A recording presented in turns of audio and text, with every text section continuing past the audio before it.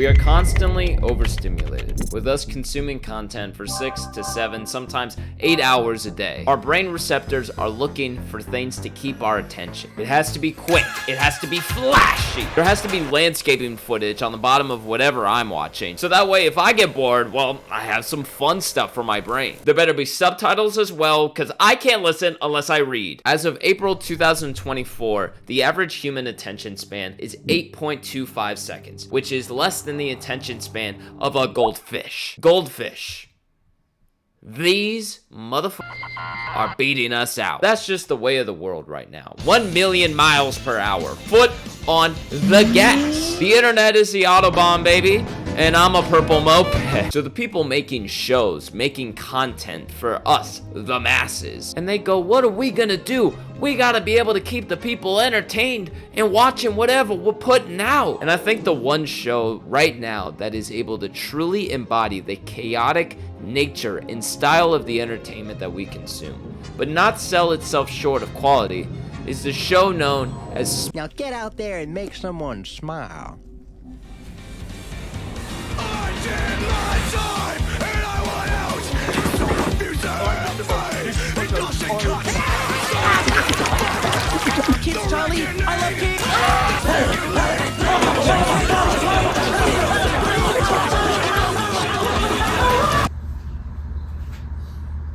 Best YouTube video. We are voting on it now. We checked them all, and we are gonna find a winner. Is it Mr. Beast? Is it Smosh? Is it you? Vote down below to determine the real winner of the best YouTube video. This cannot be undone at all.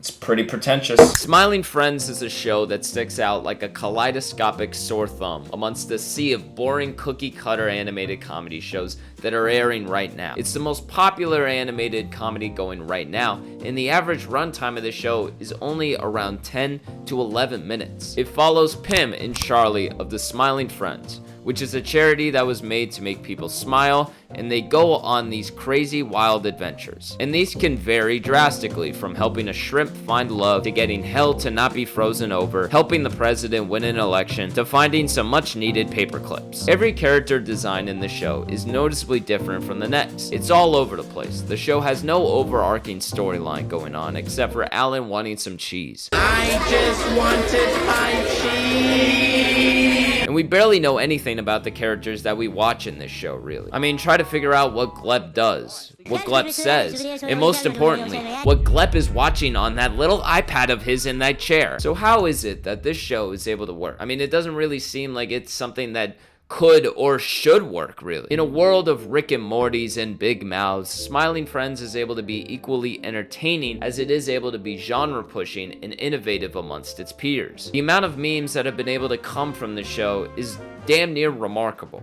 How do I look, yellow man? You look like you're about to tell your friend not to come to school tomorrow, man. Well, I don't do my iconic victory dance for nothing. Okay, I guess just this once I can do it for nothing. Ooh, ooh, ooh. Okay, I guess I can do one more for nothing. Ooh, ooh, ooh. Can't a poor mustard like me ever have a little fun? Yeah, everyone likes fun. You like to have fun too? I mean, you know, you're asking about me. I mean, I like fun. Yeah. You know. Oh yeah. I already said yes. Yes, it is. Yes, we love Brazil. Thank you. Dude, when he fucking moved his arm, I thought he was gonna hit me. It doesn't even feel like you've been sitting and watching this show for only 10 minutes, considering how much is jam-packed into a 10-minute episode. I showed this show to my friend, and after Desmond's big day out, he said, and I quote, "I feel like I'm on meth." So I guess the question is, how is Smiling Friends able to be so successful? Well, if you weren't aware, Smiling Friends is a show that airs on Adult Swim and was created by Zach Hadel and Michael Cusack. They are both renowned for years for making animated content on YouTube. Michael Cusack developed animated shorts on YouTube. Oi, Damo, you cunt. Give us your lighter. Fuck off, man. I don't have one. And then was able to work on stuff like Bushworld and Yellow Crystal Fantasy, while Zach Hadel was known for making shorts on YouTube as Psychic Pebbles. He also worked on projects such as Hellbenders. It's time to go to heaven, my child. Stop it, what are you doing? Stop it, Stop it, cut it out, help. Stop. And was a frequent part of Oni Plays, a popular series on YouTube. Lyle, wake up! You gotta wake up, please! Lyle, turn on the TV! They hit the Pentagon!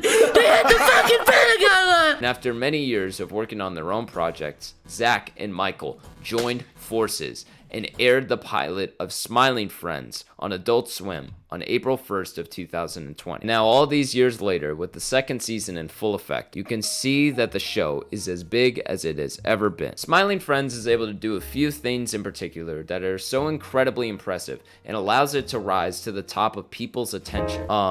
It's able to be absolutely unhinged. It's able to be incredibly funny.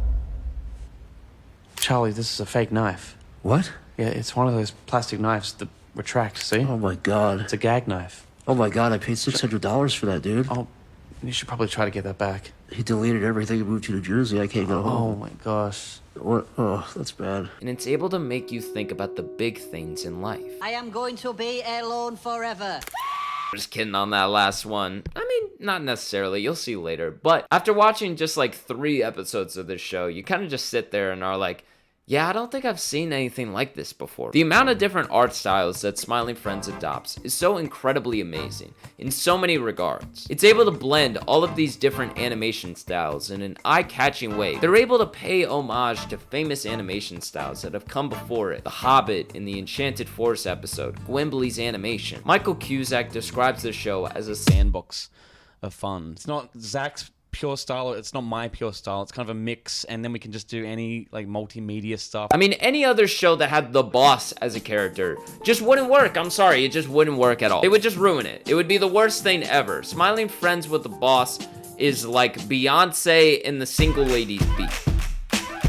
It's amazing that it's able to work even at all. Smiling Friends can be very unpredictable and can have moments of randomness, but they also set up these jokes really well. Let's take the Renaissance Men, for example. The episode starts, the gang's in the break room waiting for work to come into the office. Charlie mentions that the Renaissance Men are coming in town. Pim goes, who are they?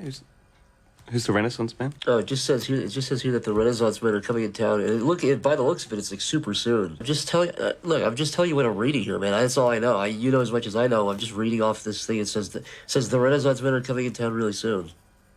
Okay. And then the episode goes on as planned. Nothing too crazy. You meet DJ Spit. Man, I don't know what to think no more. Everything is pretty un-Renaissance, if you will. And then we get to the end. You think the episode is done, but then you see this.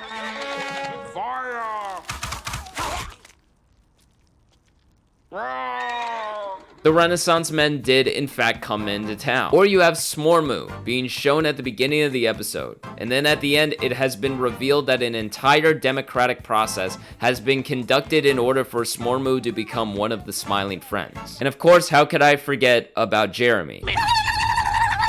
Dude, if you do that again, I'm gonna punch you. I'm not kidding.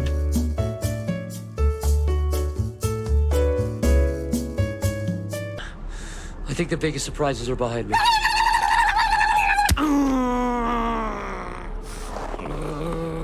Dude, I warned you. I said I was going to do that if you did that again. Big reason why Smiling Friends is able to succeed as well is because of its dialogue. A lot of shows are inorganic in how two characters talk to each other. And I understand that because, well, it's a show, it's not real. But some of the funniest moments in the show is when two characters are just having a real interaction between each other. Huh? Sorry, it was just a gulp. Oh, okay. Yeah. Whoa!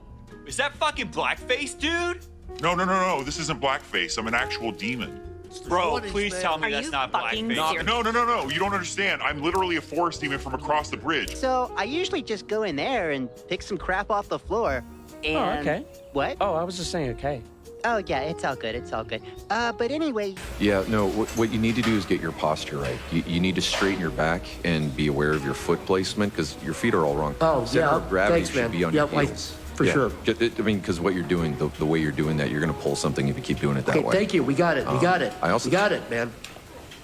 Don't listen to him. He's just showing off.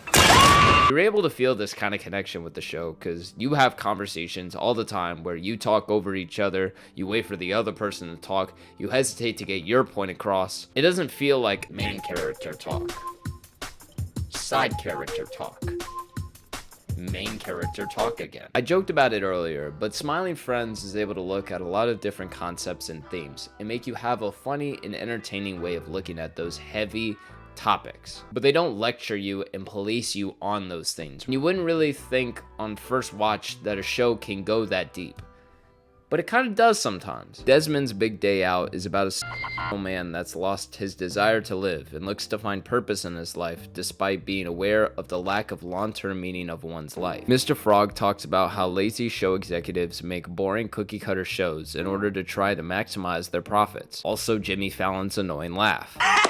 Browning Friends talks about nihilistic philosophy and is also able to completely annihilate the mind frame in one fell swoop. Hey! No, please don't kill me, please don't, I don't want to die, please don't kill me, please don't. Relax, man. I was just gonna shoot you in the head and kill you. When Charlie dies and goes to hell, it showcases the devil being lazy and complacent and being stuck in a loop of dopamine rushes. The Mr. President episode kind of just showcases a bum idiot trying to be president, but this scene could definitely be relevant today. You were supposed to condemn him. What? You just emboldened a war criminal dictator. Dude, I don't know anything about politics, and even I know he's bad. He wiped a whole fucking race of people off the face of the planet. I think a big problem in animated adult comedy is that they tend to all blend into each other. There are a lot of animated shows that are on streaming services and legitimate channels right now. And I'm gonna do a little game here. We're gonna list a few of those off for you. And if you have either A, watched these shows, and or B, heard of these shows, I will give you my only daughter's hand in marriage in exchange for cattle, and our two families shall be united under one banner. Alright, let's start the game.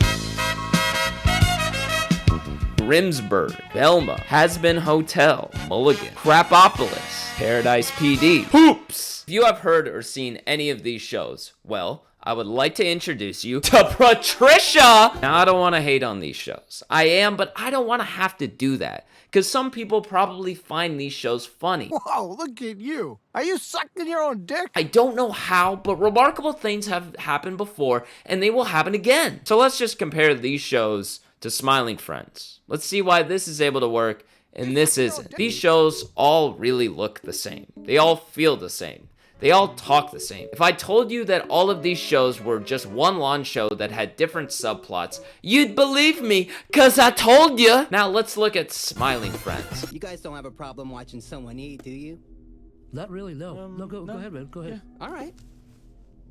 So I got a call from a mom today. I'm sure that there are talented and exceptional people that work on these shows, but they have the misfortune of having to answer to these people. They have to jump through 80 million hoops just to get a good idea out, maybe. Smiling Friends is made by these guys. They got their start on the internet and on YouTube. They've been able to prove, hey, we know how to make something that's funny. And they know their audience better than any studio executive would. Nobody knows how to make this show better than these two. And Adult Swim is the perfect house for this show because, well, Adult Swim is known for some wild shit. The freedom that Smiling Friends exhibits is the reason why I feel it is able to exist. The thing about this show, and other shows that are competing with it, is that a studio like Fox might see Smiling Friends and be like, oh, we gotta make a short, chaotic show. That's what the kids wanna see. But they would be missing the point entirely. Smiling Friends works because it is an organized vision by Zach and Michael. They write the story, they draw the characters, they voice them as well. And within that, they are able to be firm within their goals for the show. They are able to take both their humors and talents and are able to make something organic, natural, and fun. Other shows shouldn't try to be Smiling Friends. They should just try to be the most original, authentic show